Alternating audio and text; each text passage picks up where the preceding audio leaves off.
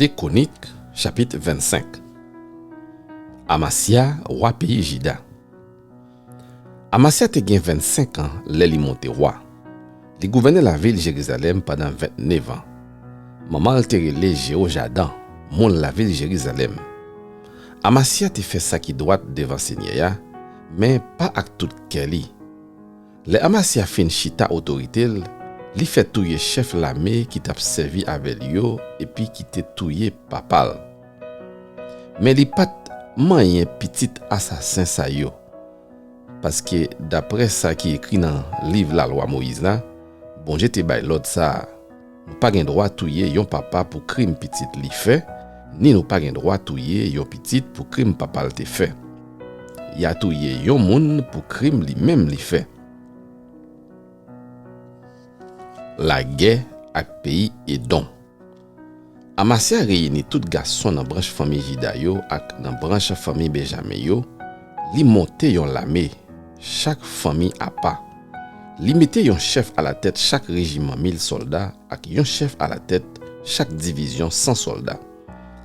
Li fait compter tout garçon qui te gen 20 ans ak ça qui te gen 20 ans dépassé. Li fait coucher yo sous régis.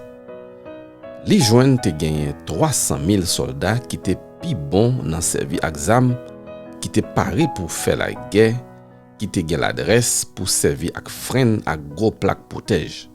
Les fini, li prend 100 000 vaillants soldats dans pays Israël, li paye yo chaque 300 kilos argent pour yo goumen pour li. Mais yo prophète bon Dieu vin di li, mon roi, pas prend soldat pays Israël sa yo akou dans la mer, parce que Seigneur pas avec moun pays Israël yo, avec bonne petite Ephraim sa yo.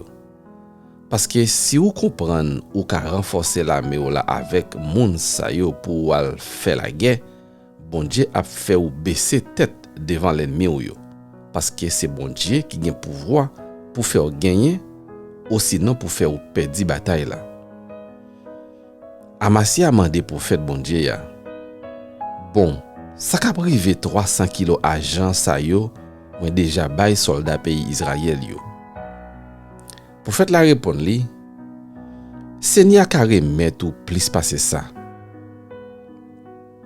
C'est comme ça Amasia fait soldat li te fait vini sorti dans pays Ephraim yo, mette koyo sous côté. Li voye yo al faire route yo la kay yo. Mais soldats sa yo te fâché en pile sous moun pays Juda yo pour tête ça. Yo tourné la kay yo bien mauvais. Amasia mette garçon sous li. Li mene la Melia nan fond Salea côté li touye 10 000 moun mon seyi. Soldats pays Juda yo fait 10 000 prisonniers met sous ça. Yo prend yo mene yo sous tête yon falaise. Yo lage yo en bas côté yo mouri crasé. Mais soldat Amasia te voye tourner la kay yo pour yo pas aller dans la guerre ensemble avec yo, envahi la ville pays Juda yo, depuis la ville Samarie rive la ville Bethoron. Yo touye 3000 moun, yo prend yon paquet bagay pour te aller. Le Amasia tap tourner après li fin crasé moun pays Edom yo. Li prend bon Dieu moun mon se yo avel. Li fait yo tourner bon Dieu pal. Li servi yo, li boule l'encens pour yo. Seigneur fâché contre Amasia. Li voye yon prophète pour dire comme ça. Pour qui ça kounye ya ou prend servi bon Dieu yon peuple qui pas ka sauver peuple. Ça en bas men. Amasia coupe la parole, li dit li. Depuis qu'il est, moi te nommé ou conseiller wa. Pe là, si ou pas besoin me faire yo rompi ou. Prophète la arrêté sous sal tap di ya, mais il dit, kounye ya moi connaît, bon Dieu prend décision pour le finir avec vrai. Parce que ou fait ça ou fait et puis ou pas vle écouter conseil moi. La guerre ak pays Israël. Mais Amasia, roi pays Juda, koute conseil l'autre moun. Li voye mission bay Joas, petite Joakaz, petite Jéhu, roi pays Israël là. li dit, vini non, an wè sa ki pi fort. Mais Joas voye répondre li, yon jou, yon pied piquant qui te sous mon Liban, voye yon mission bay yon pied sed. Li dil, bay petit garçon lan, petite fille la, pour le marier avec. Yon bête bois passé bola, li krasé pied piquant. Amasia, ou di ou krasé moun pays Edom yo, kounye ya ou kite l'orgueil vire tête ou. Mais pitore te chita la kay ou tade. Pour qui ça? Pour ap chercher traka bay kou, et puis pour ça passer mal, ni pour pays Jida. Mais Amasia de refusé écouter parce que c'était volonté bon Dieu pour te la gueule dans mes Joas pour être te prendre servi bon Dieu peuple Edom yo. C'est comme ça Joas sorti avec la Méli pour la goumen avec Amasia bo la ville Beth-Shemesh dans pays Jida. L'armée Israël la bat l'armée Jida bien bat. Tout soldat pays Jida yo volé gagé, yo couri à la caillou. Joas, roi pays Israël là, fait Amasia petit Joas, petit Joakaz, roi pays Jida, prisonnier la ville Beth-Shemesh. Les fini, li marché sous la ville Jérusalem. Li krasé miraille la ville là, sous yon longueur qui prend depuis nan portail Ephraim là, rive joug bon portail coin. Ça te fait en tout 180 mètres nan miraille là. Li prend dernier bagay en l'or ak en argent li joine tout ça qui était dans temple Seigneur ya sous compte Obed Edom ak toute richesse qui était dans palais ya, sans compter quantité moun li te fait prisonnier tant kou yon garanti. Après ça, li tourne la ville Samarie.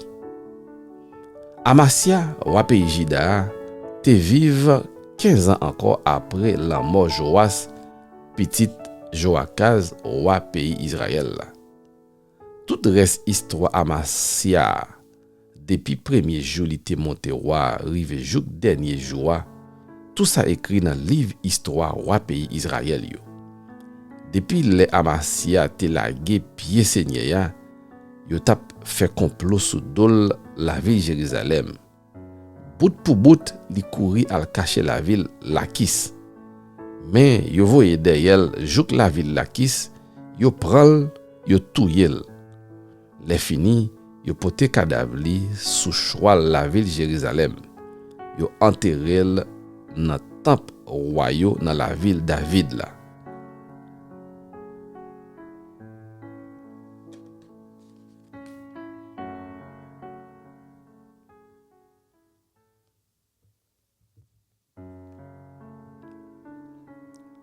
Deux Chroniques chapitre 26. Ozias, roi pays Jida. Tout peuple pays Jida prend Ozias, petit garçon Amasia, yo fait le roi dans place papale. Ozias te gen 16 ans ça. C'est lui-même qui reprend la ville Elat. Il fait le tourner en bas autorité roi pays Jida après la mort papale. Ozias te gen 16 ans li monte roi pays Jida. Il gouvernait la ville Jérusalem pendant 52 ans. Maman te relé Jekolia. C'était moun la ville Jérusalem. Ozias te fait ça qui droite devant Seigneur, même Jean ak Amasia papal te fait. Pendant tout temps Zacharie te là pour montrer Jean pour gen craintif bon Dieu, il t'a servi Seigneur sans manque. Pendant tout temps il t'a servi Seigneur, bon Dieu te fait affaire marcher bien. Ozias leve al goumen ak moun Filistio. Li krasé miraille rempart la ville Gat, la ville Jabne ak la ville Asdod. Li bâti l'autre la ville ak miraille rempart dans zone Asdod ak nan mitan pays Filistia. Bon Dieu aidé le goumen contre moun Filistio, contre moun Arabi qui t'a vive la ville Goubaal yo ak contre moun Maron yo. Moun Amon yo te paye l'argent taxe bay Ozias. Yo tap nommé non le joug sous frontière pays l'Égypte parce qu'il était vinn gen en pile pouvoir. Ozias renforçait défense la ville de Jérusalem. Li bâti gros fort tout rond bon portail coin, bon portail fond ak nan yon coin miraille là. Li bâti gros fort tout rond dans désert. Li fouye gros bassin pour kembe de l'eau parce qu'il était gen en pile mouton ni dans plaine là ni sous platon yo.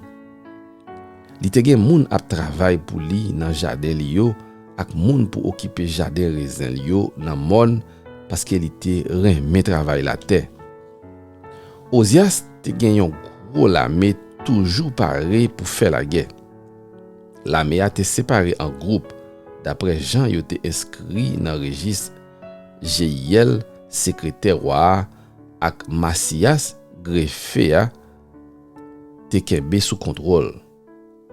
Anaya yon nan gros chef roi. Te gen 2600 chefs famille à la tête vaillant soldats sa yo. Sous zod yo te gen yon l'armée ak 307 500 soldats toujours parés pour faire la guerre. Yo te grand nèg en pile, yo te toujours paré pour al goumen ak l'ennemi roi yo. Ozias bay tout moun dans l'armée ya plaque protège, frein, casse pour tête yo, rad en plaque fait, banza ak flèche ak roche pour gros festival. Dans la ville de Jérusalem, il te genyon ingénieur qui t'a fait toute qualité machine pour voyer flèche à gros roche. Li fait mettre machine sa yo nan foron yo ak nan coin miraille rampa yo. Yo tap nommé non Ozias bien loin parce que bon Dieu était si tellement aidé li te vinn gen en pile pouvoir. Mais li fin chita pouvoir bien chita, l'orgueil vire tête li. Ça la cause pied chapé. Li fait bagay Seigneur ya, bon Dieu li ya pas de bali doit faire. Yon jour li entré dans top Seigneur ya pour bouler l'encens sous derrière ak 80 l'autre prêtre Seigneur ya. Pour bouler l'encens sous yon jour li entré dans temple Seigneur ya pour bouler l'encens sous l'autel l'encens. Azaria prêtre là entré derrière à 80 l'autre prêtre Seigneur ya tout vaillant garçon. Yo vinn camper devant roi, yo dit Ozias, ou pas gen droit bouler l'encens pour Seigneur ya. C'est prêtre yo assez. Mon famille Aaron yo mette à pas pour faire ça. Ou était corps côté yo mette à pas net pour Seigneur ya. Parce que ça va faire pas bon devant bon Dieu. Bon Dieu pas content avec ou peut-être ça. Ozias te campé ak l'encens wa ak Ozias te campé ak l'encens wa nan mel pour te offrir l'encens. Li mauvais sous prêtre yo. Là même nan mi temple Seigneur ya, tout près l'encens devant tout prêtre yo, yon mauvais maladie pour paraître sous fond li. Les grands prêtres là, Azaria, ak l'autre prêtre yo gadel, yo wè maladie apparaître sous fond li. Yo metil de yo. Li même li pressé sorti parce que c'est Seigneur même qui te pinil. Wa Ozias rete ak maladie pour wa sous li jouk li mouri. Li te rete nan yon ti kay a pas pour compte li. Jean yo fel pour moun qui gen maladie ça. Yo imposel mette pied nan kay Seigneur ya. C'est Jotam, petit garçon là, qui te responsable tout bagay nan palais ya. C'est lui même tout qui te gouverné peuple là nan pays ya. Prophète Isaïe, petit Amos là, te écrit tout reste histoire Ozias là. Depuis premier jour il te monté roi, rive jouk, dernier jour. Les Ozias mouri, yo enterré à pas pour cimetière roi yo. Peut-être vieux maladie polia, yo pat metel dans tombe roi yo. C'est Jotam petite Lia qui monte roi dans place li.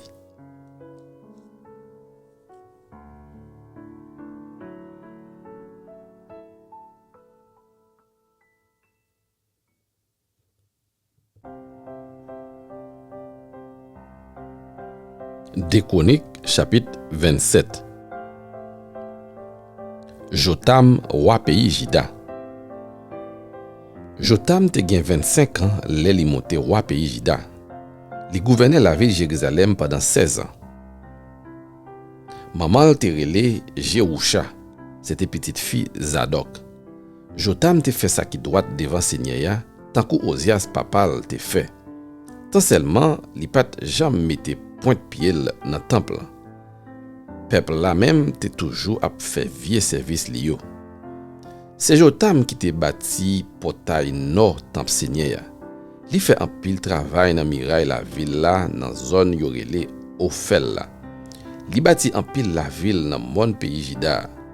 Li bâti gros fort ak foron dans tout rak bois yo.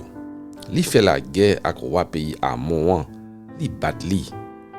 L'année ça, mon pays Amon yo bali 3300 kg argent, 50 000 barriques blé ak 50 000 barriques l'orge. Pendant 2 ans après ça, yo bali même quantité à chaque l'année. Jotam te vin gen en pile pouvoir parce qu'il était marché droit devant Seigneur, bon Dieu li a.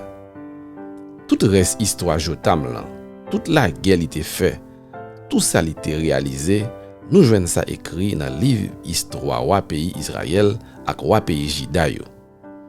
Il te gen 25 ans lè li monte roi dans pays Juda. Il gouvernait dans la ville Jérusalem pendant 16 ans. Les Jotam mouri, yo enterré dans la ville David là. C'est Akaz petite li qui monte roi dans place li.